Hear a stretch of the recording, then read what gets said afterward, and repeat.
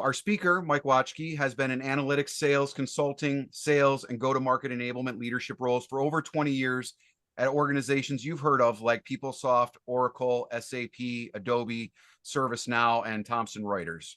Mike has a huge appreciation for the power of analytics to measure and prove the effectiveness of enablement efforts. And obviously, you'll witness some of that today. Mike lives in Minnesota with his family. So if you would, please join me in welcoming Mike. And Mike, the floor is yours, sir. Thank you, Bernie. Very welcome. Let me share out with you and make sure that you can all see this okay. Bernie, can you just confirm that you can see it full screen? Yep, perfect. Okay, awesome. Well, thanks everybody. Really appreciate your time today. Nice to virtually meet you all. I see a lot of people smiling already, and I think a few of you know Bernie. So I'm hoping to get to know all of you as well. In terms of an agenda today, I just want to do a brief introduction of myself so you understand where I'm coming from and why this is so important and a passion of mine. I'd like you to understand like why and what to measure. And again, there's some best practices in there. Are they hard and fast rules? Probably not. But I'm hoping that you'll take some away from why and what to measure and when. And we'll get into a measurement framework called Kirkpatrick, which is my favorite. There's others, but we'll talk about some of those as well. How we work with data. You know, do we rely on data that comes from the LMS? Do we rely on data that comes from a data lake? And why would we do that?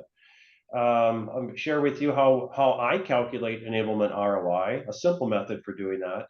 And then going a little bit deeper beyond that, using analysis to actually affect change in the organization and prove your worth. And then I will share with you some services to support you if in fact you're interested in getting some help in doing such. As Bernie said, I've got a lot of years of experience of doing this. My first introduction out of college was with PeopleSoft, and I was selling analytics and data warehouse products at PeopleSoft before it was a product. So that's a challenge. But it was fun, and we did some good stuff, and it did eventually become a product. Thank the Lord. Otherwise, I don't know if those other names would have been on my resume. And I was acquired by Oracle. Followed some friends after about 8 years of being at Oracle, and went over to SAP. From there, I sort of hung my hat on enablement because in a lot of roles, whether you're in marketing, you're in pre-sales, sometimes even a sales rep, you're sometimes asked to wear many different hats, right? And as I was doing a lot of that and getting into management roles for solution consulting, getting into a COE role at SAP and doing more of the large clients and traveling around a lot, I was asked to actually do training, and sometimes for customers and sometimes internally. And I thought, you know what, I really like this. I love getting in front of people. I love presenting. I love the success that you can find that you can repeat, and that led I think to a lot of those enablement roles for sales, for technical audiences, for customer success, those responsible for retention, renewals, and then of course partner enablement at SAP, Adobe, ServiceNow, and most recently Thomson Reuters. I have a master's degree in management information systems from University of Illinois. And again, I sort of knew that was the path I wanted to take. I really like data. I really like analytics. I really like telling a story with it. And you could see some of the primary areas of leadership and expertise that I've been involved in. A lot of them do involve analytics. So with that, why do we measure and evaluate enablement? Well, 80% of US businesses, 80 billion is spent from US businesses on training their employees. That's a lot. 75% of those surveyed American managers are not satisfied with their company's learning and development functions, and that's from HBR in 2016. And then Gartner has shared with us that 70% of surveyed employees feel that they don't have the skills to be effective in their jobs. And that's a staggering number in this day and age. I think we can do better. And I think if we're measuring everything that we do from an enablement perspective, I think we have a remedy for that, right? We could be proactive, we can be in front of that. So what are we, just trying to get the sort of the names out of the way. I don't know if I lost the presentation. Are you seeing it okay? The what to measure slide? Yep, you're good. Thank you, appreciate that. So what do we measure? in terms of training activities, of course, completions is the easier one, right? When we think about training completions, it's really about quantity. There hasn't been a single business that I have not joined that have not said, "Oh, it's all about completions. We need to make sure that we're getting to 80%." Well, I think that's really the easiest part of it. It's the smallest part of it when you think about it. All LMSs are designed to track completions, and I know that we're geared toward getting people through things. I think what's more important is to measure the quality. And I think that's where coaching and peer evaluations and monitoring, evaluating the actions, activities, and things, submissions, assessments really come in. So that's something that absolutely we want to do. Sometimes when you have a training and you have a course, within that course, you could have modules or series and courses, right? Whatever your hierarchy looks like, you want to make sure that you tag all those additional items to make sure that those are also being tracked. Otherwise, you're just tracking the course completion and you're looking at it at a very summarized level and you're missing some of the ability to track some of those other activities. And those other activities really do get into quality. Uh, Personally, I care less about the completion, about the quantity, and I care much more about the quality of that submission because that tells me that they're field ready, they're role ready, they're ready for their job. And it tells the company the same thing. The other thing is observable actions. So pitches, downloads, certifications. I'll share with you here in a little bit too, a little bit more around this area. And that is, when you think about training, right, what are we really trying to do? We're trying to affect behavior change, right? So if we're trying to affect behavior change with training and not just trying to get them to watch or to read something, we're trying to get them to do something. Can we observe that? I think that we can. I think we can observe. If we tell them to go to Salesforce and change a field, or to map to a sales play. We ask them to go download something to give a pitch and then upload that to do a certification. Those are all things that we can observe them doing. And that really tells us whether the training stuck. And I think that's so important, especially in today's environment where people are so busy and they're distracted and they sometimes will just put the training on standby while they're checking their email or getting in Facebook or watching a movie, right? We know how some of these people work and sometimes they're extremely busy. So the real way to make sure that that training sticks is for actions and then to observe those actions. And then I think you can have that confidence. Sentiment feedback is a really big area too, right? We want to solicit feedback, NPS, CSAT. We want to understand whether it made sense to them, whether they learned something. I really like to embed learning or learning checks, if you will, knowledge checks, sometimes called, at the beginning of the training, and then right after. And then you're really capturing that delta difference of whether they learned something. If you just ask them, "Hey, did you like the training?" It's just that thumbs up, thumbs down kind of thing. It doesn't. It's not very actionable. There's very little we can do with that.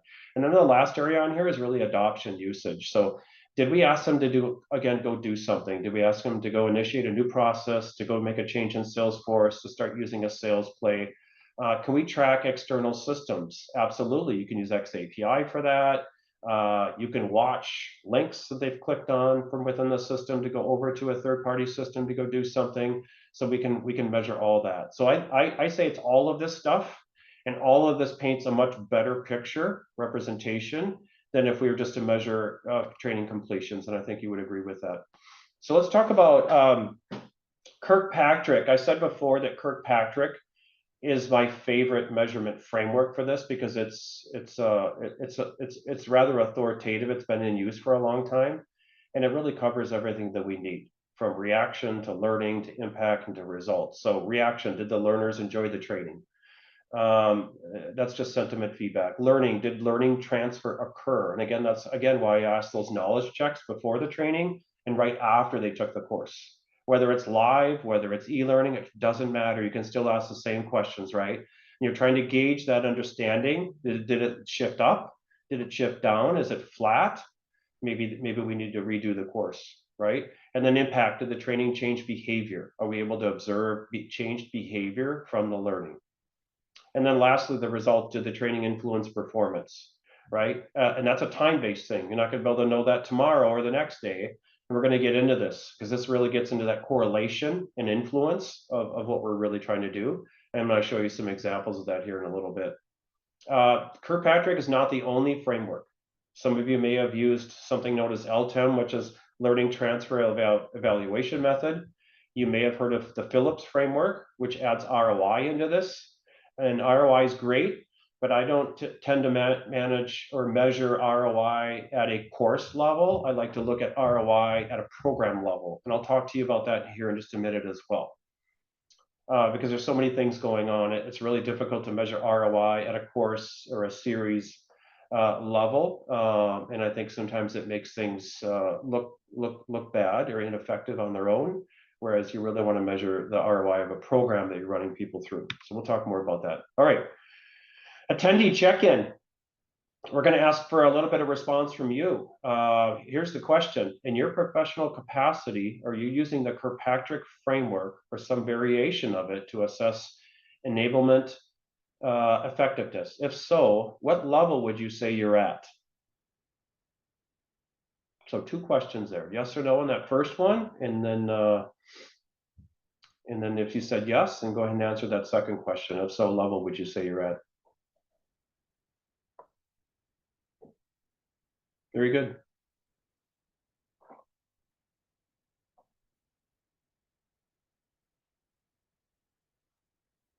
Got 5 of 7. I'll give it just a few more seconds and then share the results.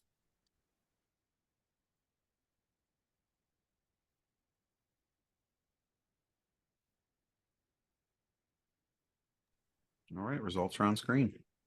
Okay, perfect. So most of you are using, in some capacity, you're using part of that or variation of the Kirkpatrick framework to measure things today, and that's great. Okay, so awesome. And level 2 looks like, let's see. Oh no, level 4. That's great. So 2 of you are using level 4. You're going deep in terms of what we're looking at here. So that's great. Thank you. Appreciate that response. We'll go back here to the have a couple more of those as we go through today, just to kind of mix it up. Make sure that you're not falling asleep on me. And a typical evaluation matrix, something that I've used before, just really helps the enablement team and your stakeholders understand what it is that you're doing and why you're doing it. So how do you actually measure these things by evaluation level? When you think about level 1 reaction, the objective is to understand experience and engagement. The best way to do that is with surveys and ratings. When immediate post-training, I could give you an example. When I was at SAP, in fact, SAP was doing a lot of, and I'm sure a lot of companies are doing this kind of thing today. Sometimes you don't know about it, and that is conducting training. Sometimes it's like embedded, it's in the region, it's with a smaller team. You're not aware of it, or maybe you were aware of it, and they said, oh, we got it, we'll take care of it. Well, unfortunately, that doesn't end up on a learner's transcript, right? And if those are the same learners that went through your onboarding program or are going to your sales kickoff that you're responsible for, right? There's a piece that's happening that's outside of the analysis, which means that it's useless. It's useless data. It's not going to help us. And it could be something that made a really big impact, and you want to know about it. So the first thing here is that you want to make sure that everything that you're doing is not happening in the dark or under the table, that you are actually putting a course container, a placeholder for it in your learning management system, and you're tracking every touch point with that learner. That's a really big thing with me. It may not necessarily be with you. You may have other methods or processes where someone holds a training and they get you the list of people that attended that training. But again, it's going to be really hard to follow up on that and do some reinforcement training because they're not in the system. And obviously, it won't show up on their transcript when they look to see what they've done with the company. So the other big thing here that I want to point out is that I'm really big on immediate post training. So whether it's a sales kickoff, it's onboarding, have those surveys and those ratings available to them right after the training, like daily, weekly for onboarding. If it's at a sales conference, I love to have a survey available to them before they leave and go get on their planes. Because if you do it, and SAP did this very thing when I was first there, and I changed it, thank goodness, would send out the link to evaluate what we called FCOM, field kickoff meeting. And there was a lot of them because SAP is such a big company, but it would happen about 2 weeks after the event. And by then, it's old, right? And you don't remember your experience. You remember maybe the 10% that you took away from it. But if that person had a bad flight on the way home, the event was bad, right? So you want to try to get it in the moment when it's fresh and when they're actually learning, when you're creating neural connections. So immediate post training would be my recommendation. Level 2 learning, gauge whether competence was increased is the objective here. Survey questions are great for that. And I love embedded pre and post questions. What do you know about this topic before you go through this course? Put them through the course. Doesn't matter if it takes an hour, 10 minutes, if it's micro training, doesn't matter if it takes a week. What did you learn after the training? I almost guarantee you, and I know a lot of you have done this, you're going to see an increase. You're going to see it go up. If it goes down with a couple individuals, they weren't paying attention, they didn't want to be there in the first place, they're not in the right mindset, and they won't be there long. Level 3 behavior is more, the objective here is to monitor desired actions or behavior change. And again, when we're looking at completions, links, uploaded tasks, things that we're asking them to do, those are all things that can be tracked from the LMS, again, if it's in the LMS. And we would recommend, since it's going to take people a little bit to do some of those things, within 7 days post-training. Start really looking at that around 7 days post-training. And you're going to see a difference there. You're going to see some actions going on. Results, such as evaluating training impact on goals, things like influence models, correlation studies, productivity, those time to values that we like to measure that mainly are measured out of onboarding. And then something called a readiness score. In fact, and I'm not being paid by MindTickle, but I really like MindTickle's readiness index that's built into the tool. Every tool has a little bit of that. And they're starting to get really, really good at connecting to Salesforce and bringing data over. What I'm going to show you is that when we bring all this data together, we can do amazing things with it, right? We can create employee profiles and stop shielding the people that are making their quote every year and blowing it away and driving the Porsches. Let's capture what made them so good and what they're doing and replicate that. That's something that we can do with analytics, right? And for level 4 results, starting 30 days post-training is really a good goal because those things are going to take a while. You're not going to show an influence or a one-to-one correlation within 30 days because if your typical sales cycle is 9 months, it'd be a real hard argument to say that, hey, you went through my training, thus you just increased your deal or you got a new deal because of my training. So we'll get more into that here in a little bit.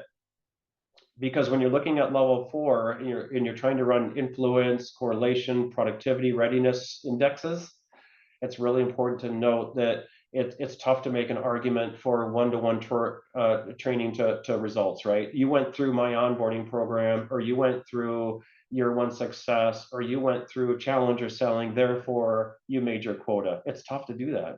But I'm going to give you a little bit more information here in a little bit about how we can actually look at other variables that are going on, like market conditions, pricing, and things like that, and bring that into the fold and see if those make an influence or have a relationship on results as well. Okay, so training, we know there's just one of them. But we also know that training typically it will create a positive correlation, not a negative correlation, unless you're doing too much training, right? If you take them out of the field for 2 months at a time, you put them back in the field for 2 months, you bring them out for another month to go through training, not good. And I know I'm speaking to the choir here, you all know this, but I have seen that. I have seen a negative correlation in my past before, and it was because we did too much training and didn't let them sell. Okay, so I'm going to keep moving. Working with data. Now, this is just, again, a recommendation from me, and that if you're running reports within your learning management system or your LXP, you're dumping that into Excel, it's really going to be hard to get into that level 3, level 4 correlation influence analysis, because really what you're trying to do is say, is there a relationship between what's going on with training and sales performance and pipeline and quota data, and any other scenario that like NRR, if you're purely trying to understand, does training help net renewals and retention, right? You're going to need to bring that data in, and it's going to need to be merged. So this has three different systems here: learning management system, which is all of that completion, quality, action kind of stuff. It has sales performance data. In today's conversation, sales performance data is really like high spot, seismic, those kind of systems that store sales plays, store collateral, some of the things that you're trying to get them to do, right? I call it learn do. If you're trying to connect learn and do together, you really want to try to provide a means for engaging with that and assessing whether people really are going through a course and then going over and downloading something, giving a pitch, creating a piece of collateral along with a message and sending that directly over to a customer so that they could track it, right? That's sales performance data. We want to make sure that we are watching that as well. That's affecting positive behavior change if in fact they went through a course and they went over and did something over in one of those systems. And then obviously the big thing here that, and this is what all sales leaders want to understand, when you put people through onboarding, Mike, when you put people through your spin selling program, when you did your C-suite training, when you put them through your workshop at your sales kickoff, right? Can we show any sort of influence or correlation to pipeline velocity perhaps, or quota attainment? And the answer is yes, 100%. Every single time you can, right? Can you show a one-to-one correlation? You cannot. But you can show some sort of correlation that there will be a pattern there will be a trend, that people have finished the training if it's done right, and if in fact you are affecting behavior change with it. And what I mean by that is, if you're trying to run a correlation model and you're working with marketing and marketing says we just want them to read a bunch of stuff, and I'm not picking on marketing right now, but I've heard that several times from marketing before. We've got tons of collateral for them to read, we've got talking head videos. To me, that's not necessarily training. Training is, we're going to teach you something, and then we're going to ask you to go do it. And we're going to ask you to come back and do it again. And we're asking you to prove that you got it. Because we need to have the understanding and the confidence that you can actually go do that in front of the customer without being in front of a screen. Okay. And then we're going to watch that as month 5, 6, 7, 8, 9 goes. So we're going to see if your deals grow, if you get net new deals that you wouldn't have got before. We're going to watch that, right? And that's how this whole thing works. In order to do that, you really need a data lake. You need to bring it together in order to do that. And that's where we can look for the patterns. Okay, so I'm going to get a little bit more into that here in a little bit too. Here's our second check-in. In your professional capacity, are there other enablement-led scenarios, studies, or questions you've been asked to solve? Now, this is just a Q&A chat that we're going to ask you to do. So I'm going to go out of presentation mode, and I think that we're just going to ask you to put this in the QA on the right. Is that right, Bernie? That's right. Yep. Okay. I mean, and Ewa actually asked a couple of questions in the chat while we're waiting for responses to come in. I'll kind of moderate. So she said, acquiring knowledge doesn't equal being able to apply it, developing a skill, changing a behavior. How would you measure the latter? Which measures are most effective for that purpose? I think, and I did mention one thing, and I'm not as familiar with how it's done in a lot of other tools. I've used Jabo as well, but MindTickle has a great coaching component built into it. And a lot of the tools are starting to embrace AI as well, right? So it's even more automated in terms of being able to self-evaluate, peer evaluate, manager evaluate. The coaching side of things is just so critical here in terms of being able to listen to a skill and make sure that you've observed it and you agree with it, and that's a quality side of it, right? The other thing is that if we're asking them to change their behavior and do something differently, meaning we want you to start using this new system, we want you to use the sales play, those are all things that we're asking them to go do with a click, right? So we can measure all those and watch all those. You can do that with XAPI. You can just do that with a URL that's embedded into the course. But more often than not, we're asking them to actually do something that is affecting behavior change in terms of the quality of a presentation, in terms of a pitch, in terms of a demo. Those are all things that we can watch. Good. Thanks, Mike. And then you asked a second question. Would you agree we need to design a course or program specifically to be able to measure its impact later on? Any tips for that?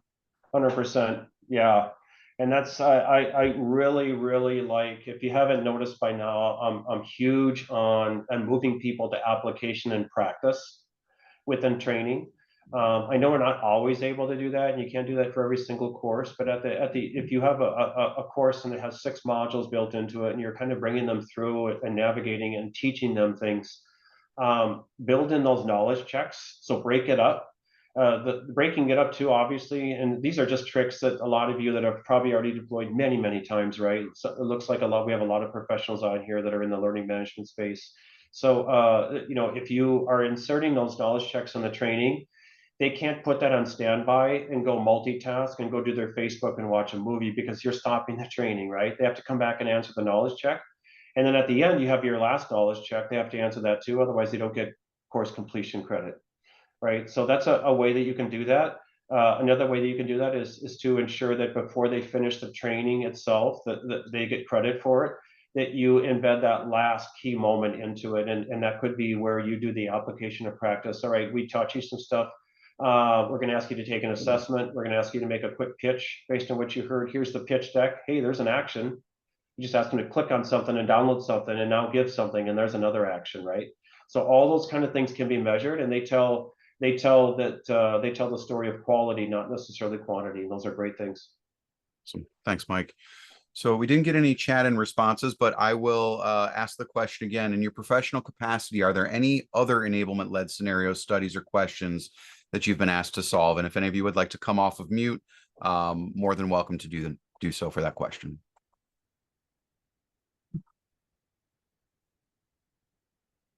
You're welcome, Ewa. Okay, very good. All right, thanks everybody. All right. We'll go back to the presentation. Yeah, and you'll have to reshare your deck, Mike, because I thank you. Screen share. Yep. Thanks.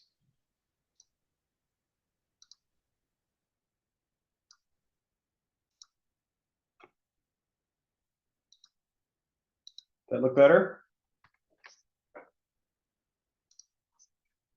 Sorry, you were muted, I think. Yep. Yep, you're back in SlideShare. You're good. Thank you. Thank you. Okay, so here's what I wanted to do is just give you a sense for if we create this data lake, there's a lot of capabilities here, and there's some really neat things. I'm going to use a couple anecdotes, a couple success stories that I found too as we've done this stuff. I know a lot of you are already running dashboards and analytics, and you're probably getting a lot of from your LMS. Those of you that do not have a data lake, keep in mind, and one data source I did not have on there, beyond pipeline quota, actual financial results, is also the HR system. To be honest with you, almost every place I've worked, and some of you are probably going to smile at this, every place I've worked, there's been a protected few. There's a protected few. They're partner managers, they're rock star sales reps, there's SVPs, right, that nail it, that tend to travel a lot, and they do like 200% of the quota, and it's done in May, and then they don't do anything because they want to reserve their quota for this next year, right? You know who they are. And they're rock stars. And for some reason, a lot of organizations protect these people. What I think is so neat is to really profile them, and profile everybody, right? So what I'd like to do is create dashboards that really give us a sense for what kind of training are we putting out there, what do completion percentages look like across areas, whether they're business units, segments, etc., of your business, by roles, by program, by years of service, by region. And when you're bringing in HR data, you can actually start to profile them even a little bit more, right? Like based on their tenure and based on potentially their age group, based on their region, all these other things that are within HR that we have at our disposal. You can also bring in things that are telling us, like, here are the things that they are doing successfully, right? Like they use Salesforce more than other people. They have downloaded more assets than other individuals. They have completed their training more, right? So I think that all tells a really, really good story. And if we can show, again, that correlation to positive impact in pipeline velocity, in quota attainment, in NRR, for example, right? All those kind of things. We can kind of capture a profile index of these individuals and say, these are the things that have contributed to success the most. Yes, it's training, but it's also access to ensuring that they spend lots of time in Salesforce, that they do all these different things. and we can capture that and we can replicate these people, right? They shouldn't be protected. We can protect them as an individual, but we can also capture what makes them great. And if you can do that, you can really go back to the business and say, hey, can I get your sponsorship, your executive level support here? I need your help, and we need some accountability, right? Like if you look on this chart, public sector, healthcare, and CPG are trending low. Telecom is way down there, only 25% of their training. If a sales leader comes to you one day and says, how come we're not doing really good? Hopefully you've already had that conversation with them and said, hey, we like to get, you're in telecom. A lot of your people are not completing their training. We would like to help you get to where media is. And we think it's going to make a difference. And look at media's numbers, right? That kind of thing. So you could be proactive. This next one just gives us a sense for some of that sales performance management, that high spot seismic usage and adoption. You can look at how many licensed users, active users. Most organizations are doing this today. What are they downloading? How much time are they spending in there? But also the ones that are real active, that are doing things in seismic like live send, live docs, creating proposals. You can see that here that represents 450 represents about half of the number of users. Companies can do better than that. If these are things that make a difference, and if you're training them how to create a proposal, an informal proposal with a quote inside of seismic or high spot, and only less than half of them are doing it, that's a problem, right? And that's something that you can highlight to sales leadership and get some accountability. This next series of dashboards really gets into this learning experience satisfaction. So again, thumbs up, thumbs down, but asking a little bit more about whether it was it intuitive, was it dynamic, was it engaging, was it easy to navigate? And then again, what I call this learning shift, asking those questions before. What do you know about this topic before we start it? And did your competence, your knowledge increase post training? You ask them again, and you're going to see that. So again, that gives you the ammo that you need to go back to stakeholders and say, hey, we're making a difference. People are learning stuff when they go through our training, and they're carrying it with them. And when they come back and we do reinforcement training, we're going to ask those questions again, right? What do you know about the topic? I know something about it now. Did you learn something more about it now that we did reinforcement training? And you're going to see yes. And then net promoter and CSAT, right? Are they highly more than likely to recommend to a colleague? Just common dashboard kind of things. One more check-in that we have, again, is a question for you. And I think this will be through Bernie's poll. In your professional capacity or experience, have you relied mostly on LMS provided reporting capabilities or third-party tools for analysis and effectiveness?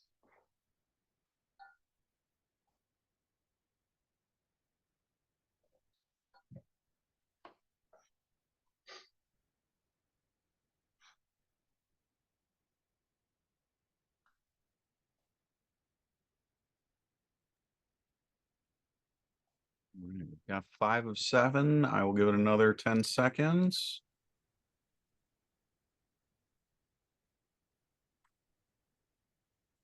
All right, 6 of 7, and your results are on screen. Very good. So mostly third-party tools. That's awesome. And imagine you have a lot of different tools in use out there. Power BI is really big. Tableau is really popular for this kind of stuff. But again, that data lake, we would need a tool to put on top of that. You can't put what comes with your learning management system on top of that data lake. You would need a tool. And your team can probably help you with what you have access to if you don't already. But I like them all. There's a lot of good tools out there. Business intelligence, BI tools, reporting tools. So a lot of them can do what we're talking about right there. Okay, I think I don't have to share again. You should be able to see my screen. Is that right? Yep, you're good. Okay, good. Thank you. Okay, so let's talk about ROI.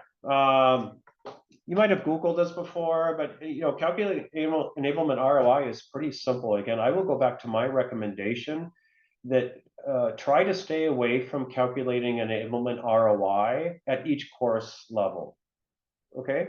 Because you're going to find that it's really, really tough to do it.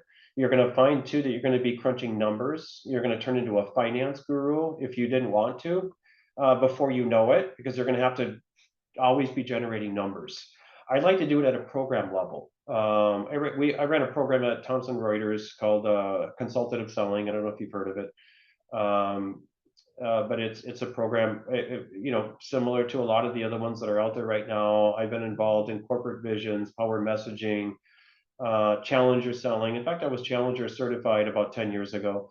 All of those would be a program. Onboarding would be a program. Sales kickoff would be a program. Measure ROI at the program level, because it's easier to say with this program, we're allocating or dedicating, we're asking for funding for $45,000 as an example, right?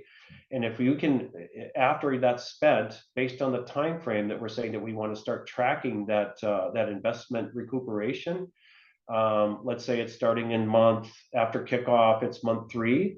We're going to look at whether we can show any sort of correlation to an increase in net profit from those sales. So in that sense, you're taking the 100,000, which was the increase, minus the 45,000 which you spent, divided by 45,000 times 100, and that says that you have 122% ROI for this program.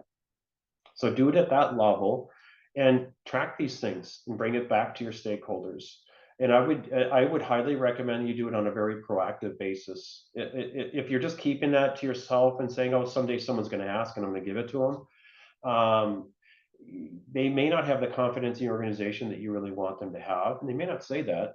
And they may think that everything's going great, but at some point they're going to ask you the question. So try to be very proactive with it and keep all these things at the ready. And you'll be able to show ROI across the programs that you're doing. And I think it's not a defensive gesture. I say it's offensive, right? So you're being on the offensive and saying, hey, if I can get this money, and sometimes you have to go to your stakeholders, right, and say, I need a little bit of money from each of you. I will show you an ROI model. I'll show you what it's going to do, right? And I think that just helps justify what we want to do. Okay, this next slide is going to look really busy. Just bear with me. There are tools out there that allow us to really look and see if there's relationships between key variables that we're trying to do. In this example here, this is a correlation model. In fact, if you want to write this down, if you're interested in this, or you send me a note later, I'd be glad to send you some more information on it. This is what's called a Pearson correlation model, or a Pearson coefficient. You can't run this in a standard dashboarding tool. It requires something like the R library or Python. And typically you're going to have data scientists, and I work with them a lot, that are going to have these tools already and know exactly what needs to be done here. But when we have this data in a data lake, right, we can say, all right, is there any sort of a correlation or an influence on quota attainment when someone's gone through training? The fact that this line here, this dotted line of dashes goes up to the right tells us that there is a positive correlation. And all these little blue dots right here are dots of employee IDs that have been randomized by me, that I used at a prior job, that are people that have a positive, strong relationship or correlation to going through training and actually making their quota. And many times we say, all right, let's compare that as a test model against what they did in terms of quota attainment last year. Because if they made their quota last year and they did 150%, and they show up in this chart and they're making their quota 150% again, we would say that's an outlier. So we would take it out of the model, right? So we know how to do these kind of things. We're really looking at net new quota attainment, people that have never met it before. So some of these that are outside of this line up here and way down here are what we call outliers. They either are not showing a positive correlation, and I can almost bet you it's one of two reasons. They made their quota before, so we call them an outlier. We can't say that our training did it for them, or probably more often than not, those outliers are people that did not finish their training. They only got to maybe 30%, 40%, 50%, which is kind of the standard these days, which is the one thing that keeps me up at night as an enablement leader, because I love to see 80%. These people likely are at 80% or higher, and they're showing positive correlation to quota attainment, and that's the result that it shows us. The cool thing about this is when I run this in Python or R, I have the data in the data lake. I can actually drill down on these people and look at who they are, right? And I can go back to the sales leaders and say, hey, these people made a huge difference. and they went through training. Can I get a little bit of accountability from you? Can we do this with the rest of your people that have not done it? Because just think if we had everybody doing this, right? It's kind of like the rowboat. If you only have 2 people rowing a boat of 16, you're not going to get very far. But all 16 of you are rowing that boat, you're going to get really far really fast. And you just might be in the Olympics one day. All right. So that's what influence and correlation models are able to do for us. All right. I have another attendee check-in. How many of you are leveraging enablement-led influence or correlation analysis similar to what I just showed today to prove impact?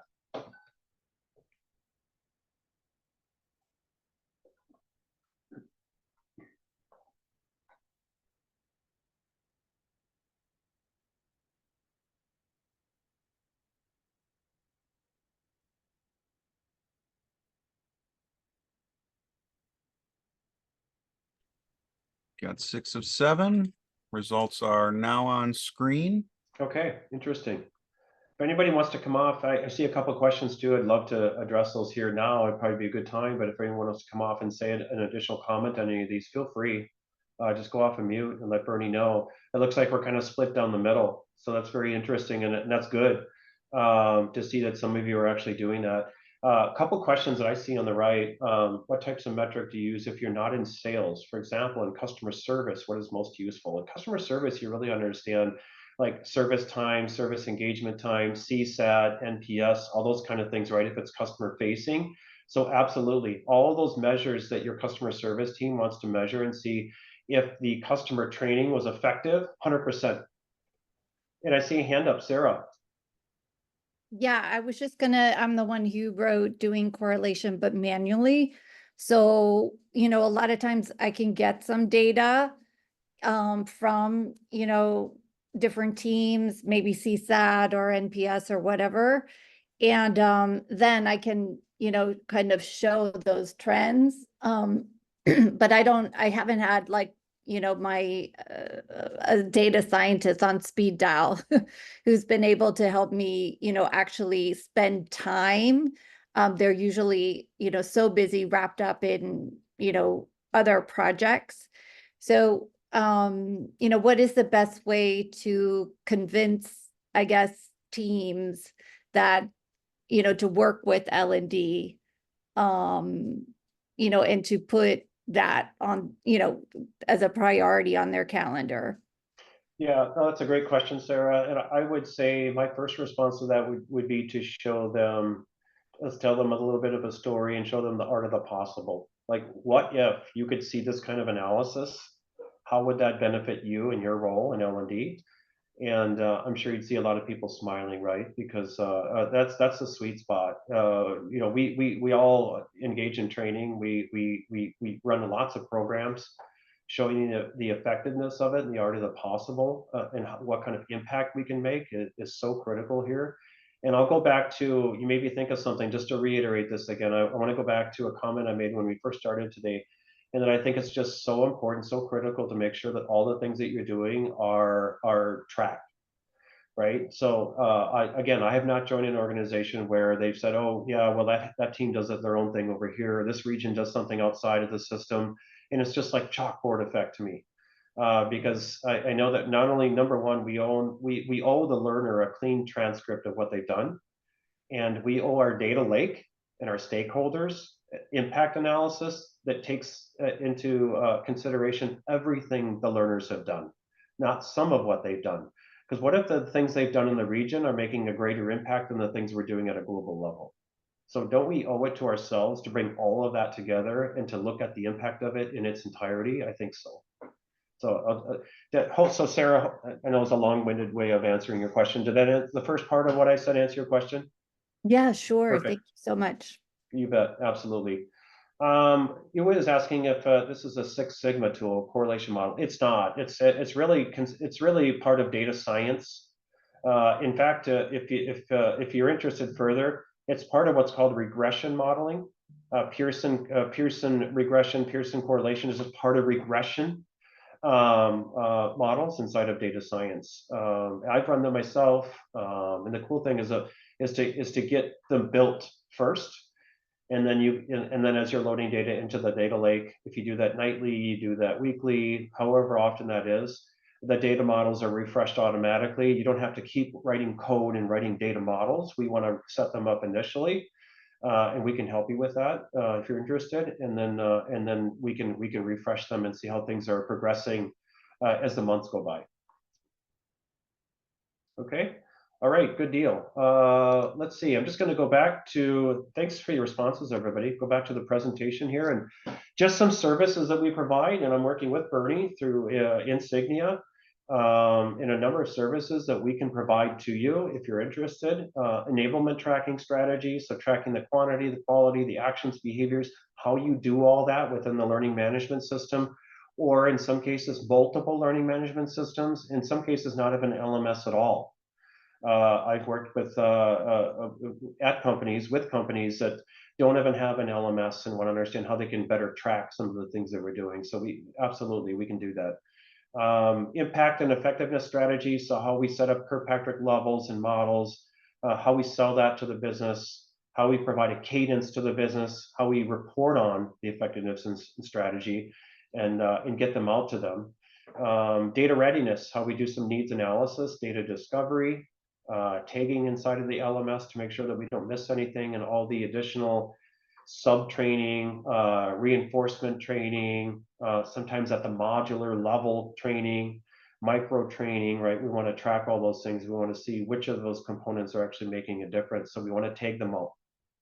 And then analytic dashboards, Power BI, Tableau, other BI, publishing. I really like setting up, and I think you heard me say this a couple times, of creating something once and then setting it up from the very beginning, and then creating analytic dashboards with publishing capabilities. So not only are you proving your impact, but on a very proactive basis, you could have the ability to publish these reports out and send them in email, send links out, etc. They could be embedded inside a PowerPoint. There's also really, really rich capabilities there for getting great looking dashboards and content and correlation models out that tell a story out to your stakeholders, so they don't have to come and ask you questions. Let's be proactive and let them know that we're making an impact and it's consistent. And then the last thing here is correlation influence models. Doing some discovery, we can create use cases with you, whether it's on the customer, the partner, the sales, or other side, right? And then we can actually deliver the models to you. So here's some of the services we can provide. You've got our contact information here. Mine is the first one there on LinkedIn. Love to connect with each of you. Bernie's is the second one. Hey, we just want to thank you again for your time. Really appreciate you being here. Hopefully this was valuable to you.